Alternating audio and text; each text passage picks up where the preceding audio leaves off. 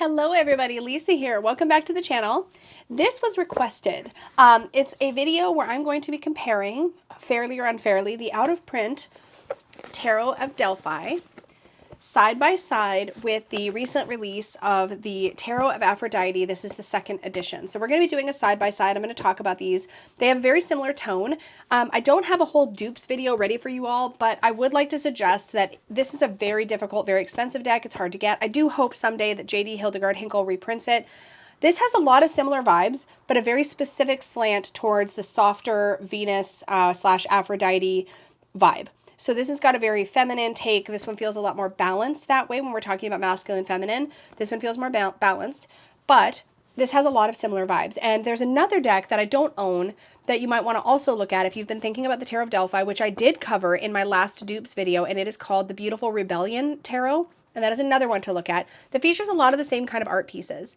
But I wanted to do a side-by-side walkthrough of both of these decks and sort of talk about my feelings, not from a position of like, I'm really familiar with these art pieces, but from the position of the vibe of the card, if that makes sense, and kind of how I feel about the two decks side by side. Now, each of these creators used curated art, so they're both pulling and kind of creating their own set of cards that feels like the tarot to them. But these are not original works of art. People are going to mix and match. With curated decks, it's important to remember that it can feel a lot like, but that's already been done, you know what I mean? But we all have a take. We all have a relationship with fine art. And I'm okay if multiple creators create similar decks from the same source material. To me, and I don't feel like it feels like it's the same deck at all, but I feel like there's a certain limit, you know, if you want to work with predefined art. Now, if these two creators had picked the exact same art piece for each single card, that feels not great. You know what I mean? But that's not what I feel has happened here. And I did hear from this creator that she did get some flack for, oh, this feels like too close. I just want to say, to me, it doesn't feel that way, but we'll see as we get into it. Maybe I'll change my mind. But I think this really stands alone. And so does this. And I don't feel like the two, actually energetically, they feel very different in my collection. This feels very soft and kind of feminine. This feels kind of wise and earthy. There's just a different vibe. Water, earth, I would say. If I had to pick an element, it'd be like, this is the water version and this is the earth version. But we're going to just side by side so you all can see the differences. Oh, did I put the majors in the back? I put this back in order. Yeah, I did. Okay. So I think we're in the same order. I'm going to double check.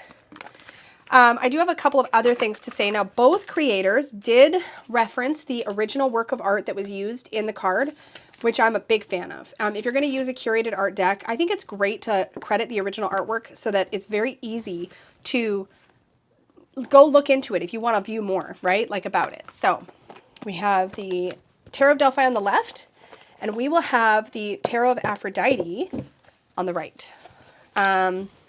So same thing, same thing here. This one's got a very different look and feel. Like we can compare, the whole aesthetic is very different. Again, earth, water. Here's what the backings look like side by side. They both are bordered. They both have nice big titles. I mean, let's be honest, when you're pulling curated art too, there's also the element of if the cards are too big, they're going to get blurry, because even with high quality images, it can just be a problem. And I think that's actually something, no, I remember, this is actually something that the creator addressed in the second printing. I almost picked this up during the first printing, but some of the images looked a little grainy or blurry for me. I wasn't sure. And so I waited, and she did actually correct that on the newest edition. So that's great. I haven't noticed anything that's jumped out at me. No edging on the Tarot of Delphi, and this beautiful pinky rose gold. I think it's just pink, honestly, but it's like a pinky gold metallic edging on the Tarot of Aphrodite. Okay, I'm going to zoom us in so that we can talk about these side by side. Again, in the guidebook, though, before I do, we get the title of the art piece that was used. I do really like the layout of the guidebook in the Tarot of Aphrodite because you get keywords, a meaning, and an affirmation, which I really love. When there's sort of an affirmation or a action, like a suggested action, or some kind of something you can, I guess, engage with. With the Tarot of Delphi, the guidebook, you can tell, is a lot less comprehensive. We can see this is the Tarot of Delphi guidebook, and this is the Tarot of Aphrodite guidebook.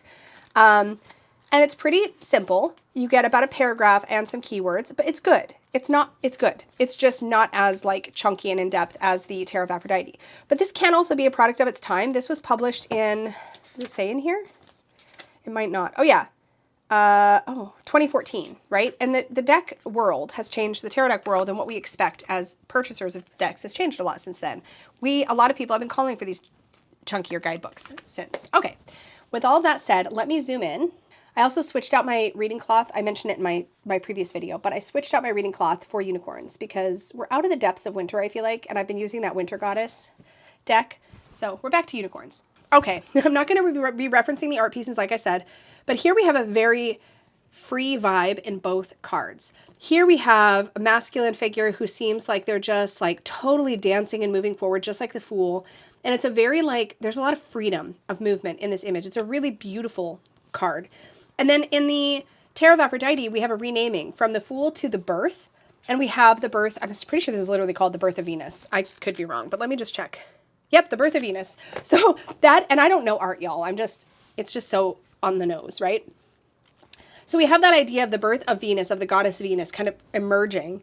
And this idea of, to me, this feels like emergence. It feels like rawness and vulnerability and like being really fully present. And hopefully, by the way, this video does not get marked adults only. My last time I showed the Tarot of Aphrodite, it absolutely did. So I did appeal it. YouTube refixed it, but it's fine art. Like this is fine art nudity. We're going with it. Okay, so here we have the Magician. To me, this person, their facial expression looks a lot less confident and sassy as this one. So if I were to pick, now I love that this person's actively sort of creating, right? Whereas this person is just standing in their personal power. They both feel like the Magician to me, but I love the body language of this one better. I mean, I'm never going to be sad about the Oracle at Delphi image being used for the High Priestess. And here we have the Seer, but these are both potent, right? I know the Oracle at Delphi. I kind of know a little bit about the story here. So this just really hits potently as the High Priestess. It works really, really well. Oops, I'll keep it here for now. But then the Seer, if you look, she's literally holding a little crystal ball. She's got her book open, a little skull there. This is giving all of the sort of witchy Seer vibes. I love both of these so much. I have zero complaints about either. Here, of course, in the Tarot of Aphrodite, we're going to specifically have Aphrodite as the Empress. That makes sense. But both of these images are very Empressy. If anything, I would say that this Empress feels the most in alignment with like the RWS posturing of the Empress. And they both feel, I would say she feels more regal, more Empress-like in her personal power, whereas this feels a lot more languid and sensual and softer. But that's the energy I'm going for when I'm reaching for this deck. Here we do have Aries and the Emperor. Now, I'm really grateful that this was not swapped out for a feminine figure because I do get frustrated when, not frustrated, that's not fair. I have plenty of decks that have feminine figures as the Emperor and it works just fine. But I feel like this is a missed opportunity if we don't have Aries here, so I really like it. This does not feel Emperor-like to me at all. I don't know what it is about this image. It just feels like an interaction between two people. It almost feels like this guy's making this dog do tricks. I don't know that I love that. I don't know. This has never really hit very Emperor-y to me. I'm used to seeing a solitary figure in this card, and it just, yeah, I'd be curious if any of you have any thoughts on this one. But it's not quite my favorite card at all in the deck. I kind of always tend to think of the Hierophant. Is it the Hierophant? No, there's another card in here somewhere that I think of all the time when I think of the Emperor. And I forget this is the actual Emperor card. It just doesn't do anything for me. But Aries, this definitely feels like it works as the Emperor, right? It feels very Emperor-like. It feels strong. I like it. Okay. And here we have the Hierophant. Now, these are both good. This feels very like, you know, you're looking at a Hierophant. It's a very Pope-like image. It's not always my favorite type of representation of the Hierophant, but it works really well. And then here we have more of this sort of like, again, it's a group environment. I'm used to seeing a solitary figure with like some supplicants in front.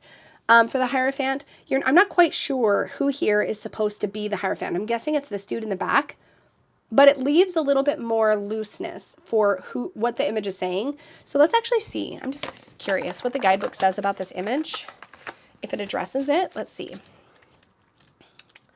So it says, this is a sick child brought into the temple of Asclepius. I'm slaughtered that. I'm so sorry. Why am I still trying? Asclepius? Asclepius? Listen, I don't know. It's this word. Hello? There we go. By John William Waterhouse. Okay. And Asclepius, oh my God, it's doing it to me again. And y'all are going to laugh at me trying to pronounce stuff. And Asclepion, maybe, was a healing temple of Asclepius. Oh my God, it's going to keep doing it to me. God of medicine, Roman Asclepius. Oh my God. Okay. When we are in crisis, we turn to authoritative sources. Excuse me. Doctors, specialists, religious leaders, officials at best, and especially when we don't relinquish our own authority, the rituals, procedures, and advice soothe us, provide guidance, and even offer resolution. As today, ancient institutional authorities relied on a mixture of science and belief, logic and trust, rules and caring. So it's this idea, it represents the idea of seeking caring because of what the art piece is about. But I want to see it visually in the card too, and it's less clear to me visually in the card. And here is an example of how the image is kind of blurry, right? Because we're using curated art. Okay, anyways. So then we have the Lovers. Oh, these are both so good, but it's an easy win for me with this one. I mean, they're both perfectly fine, but I just love this image so much. So that is the Lovers. And then we have the Chariot. This gives me all the Cancer, like the astrological sign of Cancer vibes. I think this is great. I love it. This one also works, but feels almost a little Six of Wandsy to me in the scene.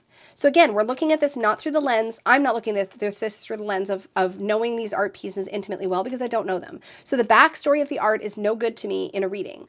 I'd have to rely on the guidebook for that. But what does the image feel like? And this feels more Six of Wandsy than it does like a Chariot. But it works. It's fine. It can do. But I actually really prefer this one because we have the element of these creatures that are sort of pulling and being handled kind of by this cherub in the back. This Aphrodite on this like seashell, right? So you get the idea there could be some chaos. These are swans and they're kind of beaking at each other, or this one's beaking at that one. So you get the kind of chaos and trying to like rein in those forces. I feel like it comes through much better in the Chariot for me personally. Okay. Strength, we do have the same choice. This is such a beautiful choice. I'm not surprised these are the same. It's perfect. Like, why would you pick anything else? The rose petals, I actually I think if I had to pick, okay, like the coloring for this is more warm, which matches the borders and matches the tones of this deck. The coloring for this one is more cool. You can see the blue tinge to the stairs. So this one is more aligned with this cool toned pink that frames the cards. So props to the creators of both decks for color correcting or whatever to make sure it matches the feeling of both decks. But this is such a great choice for strength. I've got no issue with them having the same one. Then we have the Hermit. Again, this is one of those things where this works. This would have worked better for me if these other people were like digitally corrected out, which probably makes me sound, this is art nerds out there are going to be horrified. But like the guy kind of curled up in this little cylinder thingy, tubey thing, sewer, whatever. That, and especially with the lamp sitting there, total Hermit vibes for sure. But all these people try to come at them. Like in a reading, this actually could be really cool because I can talk about how it can be hard to find space for yourself. You know, when other people are kind of honing in on your opportunities to sort of introspect and do your work, right? When other people are kind of voicing their opinions and kind of like invading on that space, that can be really hard. So it's readable, beautifully readable. But I really love this one. So, I mean, I feel like I'm sitting here and I'm like, the more cards so far that go by, the more I'm like, ooh, I really like this take. She feels like she's kind of out there in the world. This is, by the way, standard tarot size, and this is oversized, in case you're curious about the size difference. But here, it's like she's literally like gone on a nighttime walk, getting away from everybody, kind of trying to clear her mind. I don't know. That's what it visually looks like to me. I am such a huge fan of the Morai or the Fates being the representation for the wheel. So here we have threads of fate and here we have the fates. It's the same kind of idea, but different imagery used to show that action. So we see here's I think her name is Clotho, getting ready to clip the thread of this life, right? As this person lays here and she's being held by those who love her. And we see somebody at the end of their life, right? Whereas here we see the three fates together, doing their thing, but we don't see it necessarily related to a specific person, which I really like. I feel like we're seeing the act of the fates, but we're not seeing what's happening. This could tend towards a little bit of bias in the reading if I look at this image too long and think about what's happening there. Then we have Justice. I mean, I really love this image for Justice. I do. I think this is really, really, really good. I have zero complaints about it. And this one is also good, and it's really cute with the little cherub on the scales, and she's measuring. Very on point for the deck. These both work beautifully with their respective decks. No complaints. I do really like the renaming of the Tarot of Aphrodite of the Hanged One. Not so fond of the renaming in the One Torn Asunder. So I'm pretty sure, I think this is in the scene where Circe has poisoned the well, I think is what's happening in that, but let me see. This is in the Hanged One. Oh, nymphs finding the head of Orpheus. Oh, okay. So the one torn asunder. I don't know. When I see that title, I actually think of the Tower. So that throws me a little. Here we have stillness, and we see this obvious person who's taking a break from the party. Like you can see there's party happening in the background here. And she's like found a little quiet space to just reflect, absorb, rest, do what she needs to do to like step away. And that really works for me with the Hanged One. Here we have death. I think both of these images are very powerful representations of death. We're sort of sticking with that Aphrodite energy over here. Here we have temperance. These are both lovely. Neither one of these really give me full-on temperance vibes, so I'm kind of just like, ooh, pretty picture with the temperance card, but neither one is giving me that idea of moderation or that idea of like alchemizing or diluting or moderating. I'm just not getting that from these, but they're both lovely cards. I gotta admit, I love both of these so much for different reasons. The Devil, I really see like the Siren in the Tarot of Delphi, we really get this idea of temptation and being pulled in and pulled under by the things that draw us into maybe not our best self. It's really actively happening in this card as the Siren is pulling on this man and like capturing him, right? We get that really strong image. But this Devil here, just the snakiness of it, the sneakiness of it, it feels really on point. So I really like both of these. The Tower, I mean, the shipwreck here is really great. I think this is a great image. We really see things have fallen apart. I can't really tell what's happening in the Tower card in the Tarot of Aphrodite. Let's just see what it says, because I don't really know what I'm looking at here. It looks like they're maybe running away from something that's happened, but we don't see what's happened. So this is called the Storm. Interesting. And is the shipwreck from the same art piece, but maybe these are just different takes on it, I wonder? I'm going to sneeze. Oh, okay. So this one is from Cave of the Storm Nymphs. So both of these art pieces are from storms. Oh, is this person? I think what's happening maybe is the storm is hit and they're running out of the storm, but it's really hard to tell. It's kind of dark in the perimeter. But all I have to know is that there's a storm and there's like, we're trying to escape from the storm. That works, but this one I think is much more visually immediately we can see the capsized ship, right? We see that things are happening. So, oh man, I like both of these. I really love this image. I think it's beautiful. I love this image too, but I don't see that star representation here. So for this, I like this one better. But here again, we can see look how grainy and blurry, because again, we're cropped in on curated art. The image quality is quite low, right? It's really quite pixelated. And that's the thing with curated art. We're going to get some of that. Okay, the Moon. These are both gorgeous, but it is, gosh, these are both really gorgeous. I was just going to say it's no question this one because I love the coloring and how blue it is and just, oh, the mystery and the veil of it all.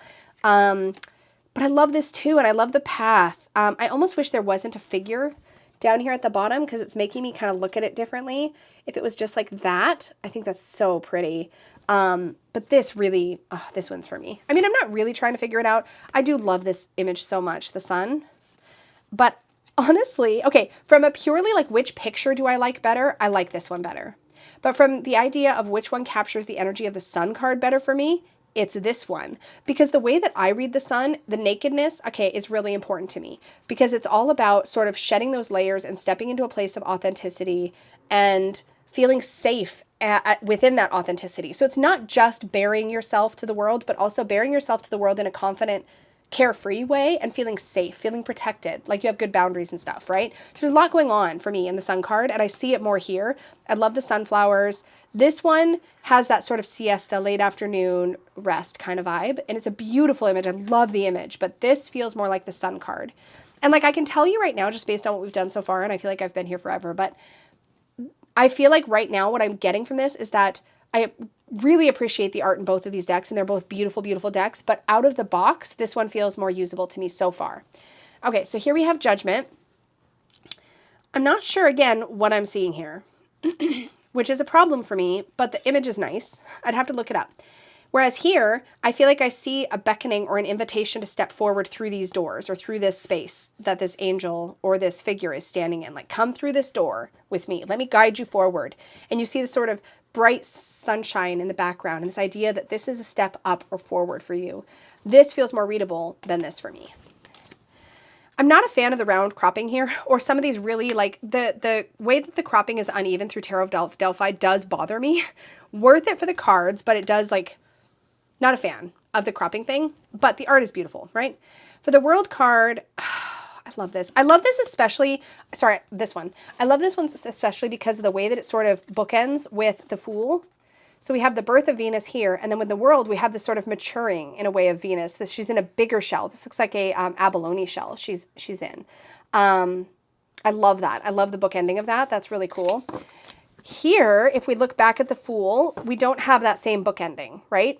We have different figures, we have different things going on, which is fine, but that's the cohesiveness, I feel like, of a deck that's themed around a figure. Like here we have Aphrodite, Venus, etc.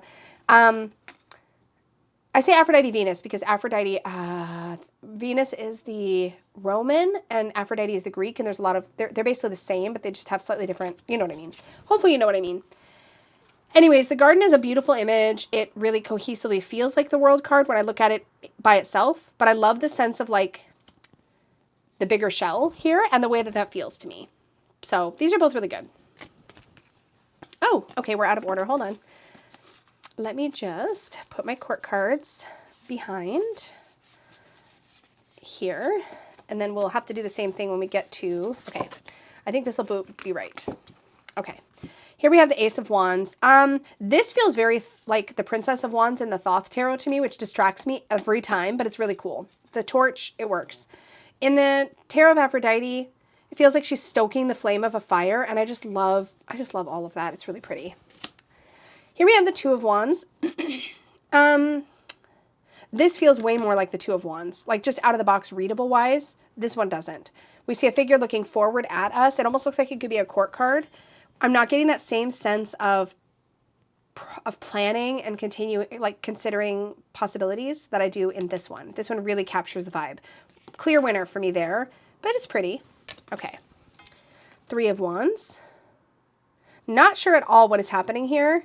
And this almost feels more Two of Wands-y, but it's that it does have that energy of like waiting for your ships to come in, which is very common interpretation of the Three of Wands. I see the Three of Wands as embarkation or like leaving, like actually getting something going. So your ships, you're sending them out and you're going to get going. I can work with this, but it doesn't quite do it for me entirely. And then we have the Three of Wands here. She's traveling with some goats. So we do have that energy of movement, and she's swinging what looks to be, I don't know what this is. It looks like a giant pendulum. That's kind of cool. I don't know what that is, but that's neat.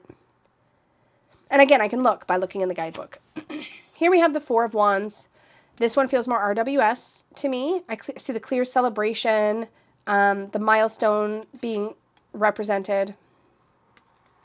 But these are actually really similar. They're both kind of shaking tambourines, which is cool. I feel like both of these have the vibe of like dancing, celebrating. My ice has melted in my coffee, so I got to keep drinking it. Five of Wands. This one looks like they're playing an actual game, like some kind of like ancient badminton. I don't know, but there's like it looks like they're in the midst of a game. So that works for the Five of Wands for me. Here, it kind of feels like all these cherubs are like clamoring for her attention and her favor. Both of these work really well, but this gives me the vibe quicker for what that's worth. Six of Wands, I like to see an idea of being recognized. We really have 1, 2, 3, 4, 5, 6 visible here. I don't know if she edited that in or if that was already in the image, but that's really cool that we have 6 wands here. So that's really, really neat. And right out of the box, we have somebody kind of returning, being celebrated. This really, really works. This one is a little less clear. It's a pretty image, but it doesn't give me that immediate Six of Wands vibe the same way this one does. Really, really beautiful imagery. Seven of Wands, I like to see as sort of holding a position, holding the high ground, defending oneself. I see that clearer here.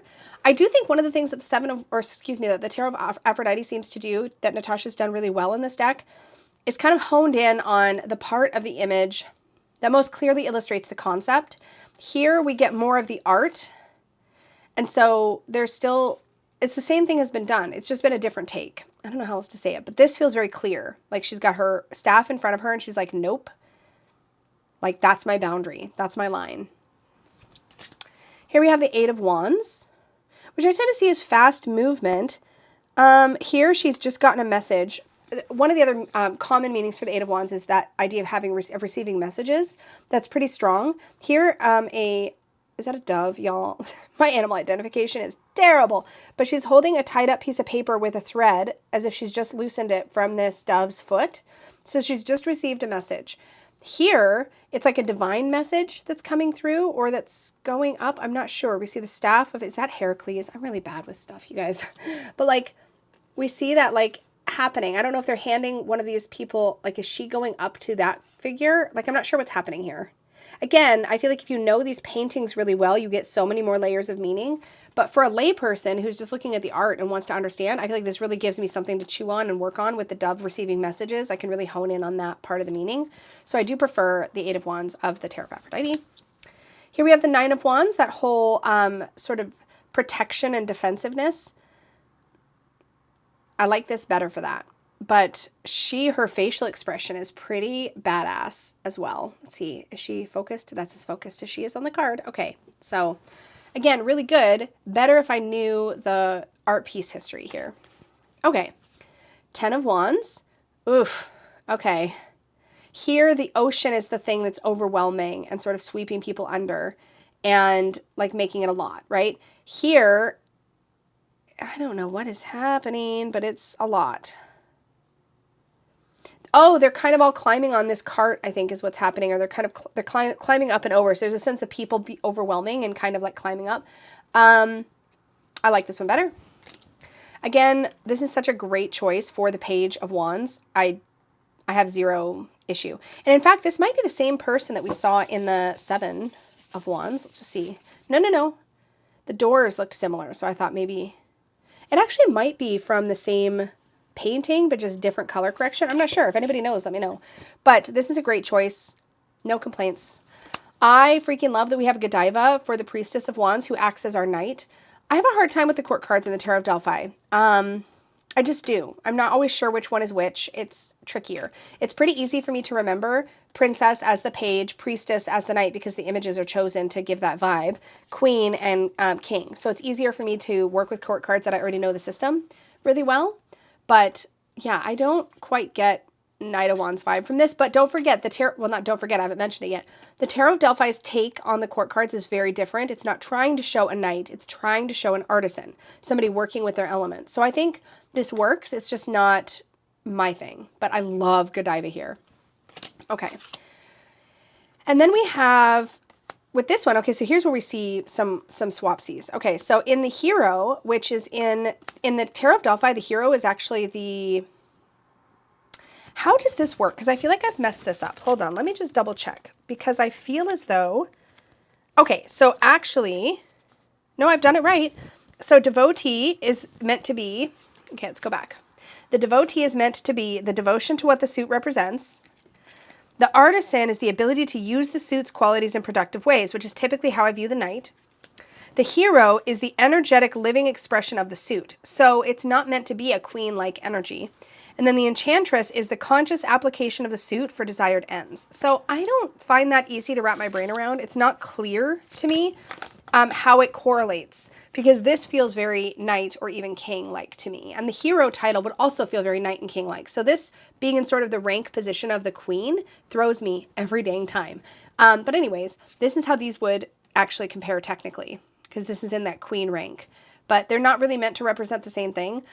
This works for what it's supposed to represent, the embodiment of the suit, right? Like in that way. But this is such a beautiful Queen of Wands. And we clearly see that they both agree, because this is the Enchantress, which is sort of the King of Wands. Same image. Again, we're going to see some overlap when we get there, but this is actually the correct correlation. King of Wands, Enchantress of Wands. And this works as the King of Wands. He looks a little drunk.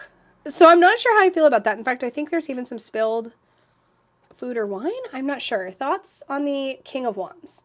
I'm not sure about that. I'm not sure.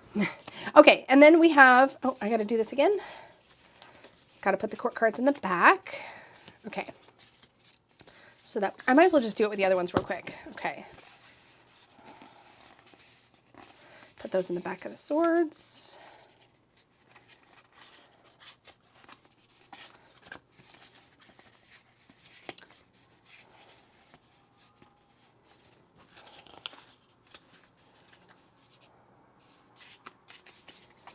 Priestess of Swords. Okay, and then we have Queen, King, Princess, Priestess in the back of the coins. Okay, I think we're reordered now.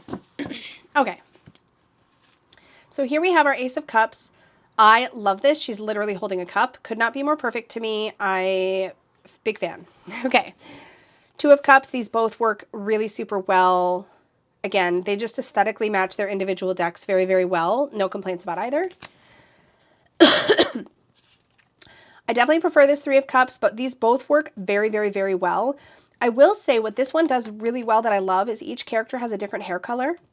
I like that because I tend to look at the Three of Cups as I really look for a visible sign that each of the three figures has something different about them to bring to the table.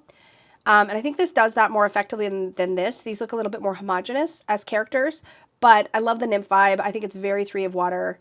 These work. Both of them work. Four of Cups. I like the vibes of both of these. Five of Cups. I prefer this. I prefer this. This person also looks really sad. It really works in both cases, but I think if I had to pick, I'd pick that one. Six of Cups for me is all about nostalgia. This is so damn cute. I love this. This wins, but this is also really cute.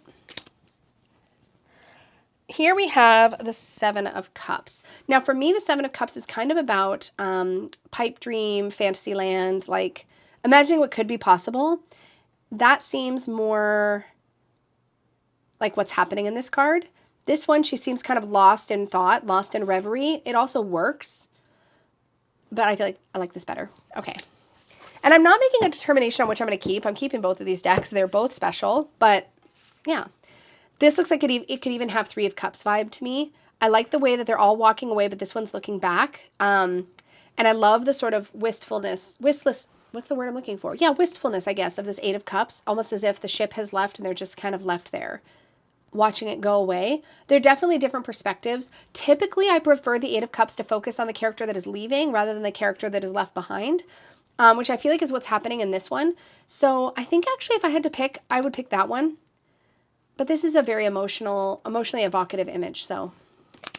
Nine of Cups, I far prefer the one on the right, but it's important to note, for me, the Nine of Cups is all about emotional fulfillment. I see that here, not here. 10 of Cups, I'm just looking for a happy chosen family or a happy group of people. I see that in both of these. This feels almost more 10 of Pentacles-y to me, whereas this feels very, I don't know, more emotive. Princess and Devotee are kind of in the same rank. I love how she's listening to the shell. That is so Page of Cups energy to me. This person seems like they're just a person with a vase. I'm not a fan of this image, but they do both look kind of youthful and soft. Okay, again, we can't really compare these because this is meant to be more of a knight, and this is really something else. So we have the Artisan of Cups, and then we have the Priestess of Cups. She's riding a dolphin, and she looks so joyful. Look at her in her feels. I love it. The Hero and the Queen also are not quite an even matchup, but this Queen of Cups is breathtaking. I love her. She's amazing. So big fan of this one. I don't really vibe with the heroes in this deck though. So, and this is where we have Cersei poisoning the well. And this is a common image for the cup suit when we see curated art decks for sure. But this is a king energy and this is a king energy. I think they both really, really work for king energy, but this is like freaking Poseidon. Like I can't, it's so perfect. Okay. Ace of Swords. I like both of these. I like this way better. It almost looks like she's holding up like a light bulb. Like I've had an idea. I don't even know what she's supposed to be holding up, but it's so perfect for the way it triggered my brain just then. This one for sure. There's a lot of kind of grumpy looking people in the Tarot of Delphi, but that's just the nature of the art that's being represented. I get it. But this Two of Swords, the way she's like trying to is it plug her ears? Like while these two cherubs are kind of whispering in her ears. This is the vibe of the Two of Swords.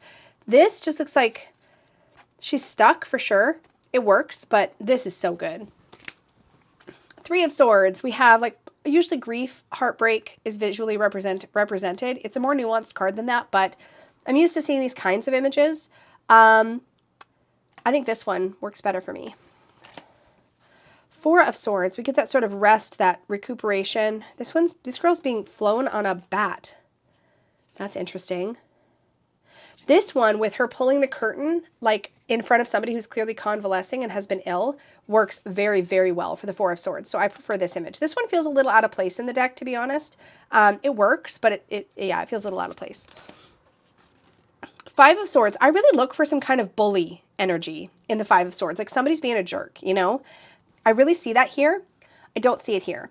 But if I knew more about this painting, I probably would. Oh, they're holding a bloody axe. So, I mean, like, they look kind of vicious. But, like, I like the way that this person is, like, clearly being picked on or mocked. It really works for the energy of the card. Six of Swords. I mean, they're kind of just boats on water, to be honest. And neither one is like, woo, this is awesome. But they both work. The Seven of Swords. Interesting.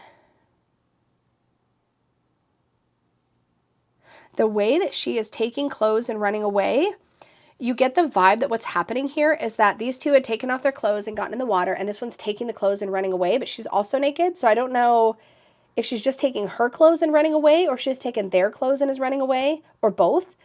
And I love that because it really makes you question your assumptions, which is something that I think is important about the Seven of Swords. This one, I'm not quite sure what we're supposed to be seeing here. We've got a dancer who could be up to no good. There could be like some sneaky energy to this, but I'm really having to stretch to make that work.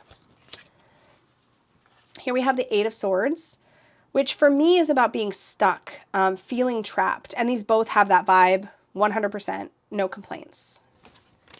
The Nine of Swords, to me, this is an anxiety card. I feel like if I sit with this image, I can really see that. But this, I can see it right away on her face. So this one's easier for me. And then the Ten of Swords. This doesn't feel Ten of Swords-y at all to me. I don't know what's happening here, but she just looks like she's sniffing a flower. Not the vibe for me. But again, if I read the guidebook, I'd have more to work with. And that is one thing I will say. This one gets extra bonus points for me because I can actually read about the card and get a message. And like, whereas with this one, you can read about it, but it's pretty scant. Anyway, this feels more Ten of Swords-y for sure to me. Okay, here is the Page or Princess of Swords. This feels way more active to me, and it also looks like it could be the same thing being held up. Almost the same kind of object. Like this almost looks like a light bulb on the top there, which I kind of love because I often see that the pages are interacting with the ace in some way. That's kind of how I view them and their interplay. So I really like that here a lot. This is so active. It feels more night-like to me. So again, I really struggle with the quartz in the Tarot of Delphi. Here we have the Priestess or the Knight versus the Artisan. This has got to be Joan of Arc, and it's incredible. I love this. I don't love this. The Hero, again, we have the Queen, and we have Guinevere knighting somebody. I forget who here. I'm pretty sure that's what's happening or something. It's something to do with the Arthurian legends. Let me just look, because I could be like literally blowing smoke up your butt, and I don't want to do that. So let me just look up and see what it says about the Queen of Swords. Accolade is what it's called.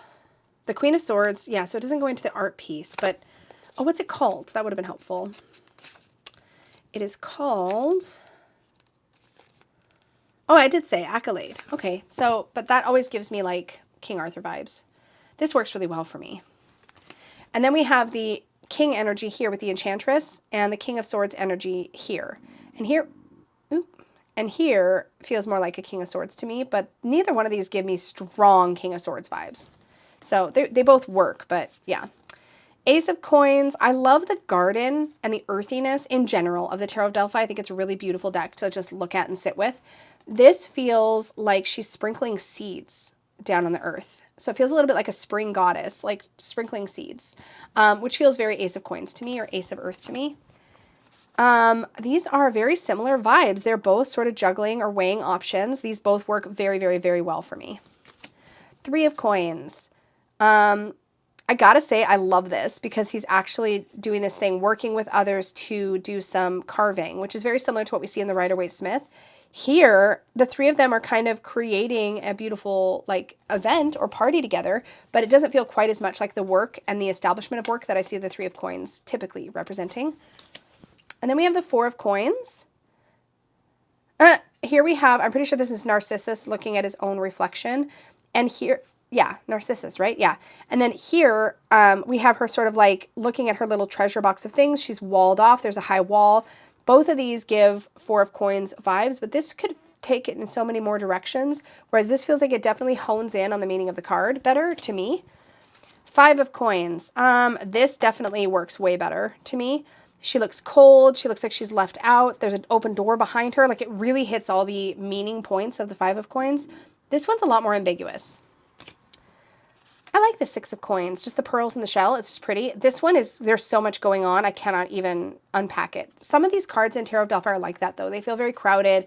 Again, it's just the choice of different images and how they show up, whereas I feel like it's easier to hone in on what you're seeing in this. And how perfect that there's 6 pearls. No wonder she honed in on that for that card. That's really nice. Here's the 7. The 7 of Coins to me is a lot about sort of review and assessment. And I feel like that's, like, I'll be honest, I don't feel like that's happening in either of these cards. So I don't know that I have strong feelings about either one, good or bad. And then we have the 8 of Coins, which for me, in the 8 of Coins, I want to see some sign that there's repetition, repetitive work being done. I see that here because there's vases and there's somebody working on them and they're clearly doing more than one. Here, I don't really see it. So I don't know what she's working on, but it doesn't quite come through. The 9 of Coins to me is about luxuriating in your own garden. I get that more from this image. She looks actually like she's about to dust. Okay, listen, I know that's a fan, but it makes me think of a feather duster. It's just how my brain works. I'm not saying it's a bad choice for this card, just that that's where my brain goes. Whereas here she feels like she's literally basking, you know? And then the 10 of Coins. This really gives that feeling because we have what looks like possibly a mother, grandmother, and child. So you get that generational aspect, as well as the sort of opulence shows success and wealth. Here, there's a family of birds, but like I'm really having to stretch to make this one work. So now we have the court cards again. These are hard to compare, but we have the princess and the devotee. This works for sure for me for the Princess of Coins. The artisan and the priestess, so this acts like the knight. This is the least knight-like, but I like how she's taking her time gathering flowers. It's a very steady process. I don't know what this person's doing. And then we have the Hero of Coins versus the Queen of Coins. I don't love this image. I don't know what's happening, but I don't like it. It doesn't feel very Queen of Earth or King of Earth or even Knight of Earth to me, so I don't like that one. This one just feels like, yeah, she feels like she could be a queen of the earthly suit. And then we have the King of Coins. I like this better. This feels like exactly how I'd imagine a King of Earth or King of Coins looking. But here we have the Enchantress, and I don't fully get how that represents that same energy. So for me, I love this deck. It's beautiful. It's a treasure. I love owning it. Let me just zoom out. I love owning it. It was a gift and one that I cherish. However, when it comes to reading with it, I really have to be in the mood or be asked to read with the Tarot of Delphi. It kind of makes me work a little harder to just understand what I'm looking at than I want to work, because I want to focus on the reading and not trying to figure out what I'm seeing in the cards, if that makes sense. And there is a little bit more of that in here. But this feels like a little mini gallery of beautiful artwork. It's very cohesive. The art all flows one piece to the next, and it all feels like it belongs together in this deck. It doesn't feel like, say, a collaborative deck might feel. It feels very complete. And in that way, I really, really love it. But I do struggle sometimes to reach for it because it does feel a little much of a stretch to use. I don't feel that way with the Tarot of Aphrodite. I feel like, in fact, let's just do it. I feel like I could just pull a card from, like, I don't know what I'm doing here, from like any spot. I know these are going to be kind of spread out, but I feel like I could do a reading without having to think, too hard about what I'm looking at, right? 8 of Wands, she got the message. King of Wands, okay, and then 10 of Coins. Like, I just feel like it would come easier, you know? But I mean, we won't know. I haven't read with this deck yet. I have just played with it. So when I've actually read with it and put some time and energy into it, I'll have a much, much better idea. But that is what they look like side by side. They don't feel very similar at all to me. They do have, obviously, some overlap in 1 or 2 spots, but other than that, they feel very, very, very, very different. The whole aesthetic is different. The coloration is different. The vibe is different. This has got that very, very specific flavor and vibe to it. But that is the Tarot of Aphrodite. And this one is matte. The Tarot of Delphi is glossy. I don't think that really matters to necessarily anybody, but I thought I'd mention it just in case. I really like it. I'm pleased with the Tarot of Aphrodite. I feel like I'll find myself wanting to reach for it occasionally. And I put it in this mermaid bag because, I mean, this does have kind of like mermaidy sort of vibes. I had something else in this a long time ago, but I kept it. And I keep the Tarot of Delphi in this bag, which I think perfectly matches its tones and its vibe. So that is that. I would love to hear your thoughts. Again, the Tarot of Delphi is very difficult to get. The Beautiful Rebellion feels like it has more of these tones, more of this kind of energy and vibe. So if you're looking for like a true duplicate, not duplicate, but like a true alternative, I feel like the Beautiful Rebellion goes in a little closer to this. This feels like its own thing. To me, they don't feel energetically, again, the same at all. I can see where there's some vibe similarities, but overall, definitely not for me. Anyway, I love both of these decks. They're not going anywhere, either one of them, from my collection, at least for the foreseeable future. I'm excited to get to know the Tarot of Aphrodite better. Thank you so much for hanging out with me. As always, an extra big thank you goes out to the Unicorn fam. Thank you so, so much for your support of the channel. It means so much. And to those of you who watch, who comment, who share, who subscribe, who are just here and engaging with the content that I make, it really makes such a huge difference. I truly mean it when I say that I'm so, so grateful for all of you. So thank you for being here and spending your valuable time here. And thank you for sticking with this channel and with me through a very quiet January. But I think we're back on track now. So I will see you all in the next video. And until then, may your magic always shine from the inside out. Bye.